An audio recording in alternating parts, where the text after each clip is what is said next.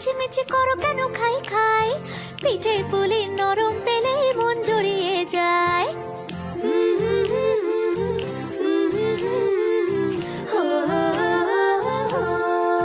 বলো বলো কার কটা চাই ভাই, মিছি মিছি করো কেন খাই খাই, পিঠে পুলি নরম পেলে মন জুড়িয়ে যায়। বাঙালির মিষ্টি হলেই হয়, গুণীজন বলে শুধু তাই, নারকোল ক্ষীর নলেন গুড়ের পাটি সাপটা চাই।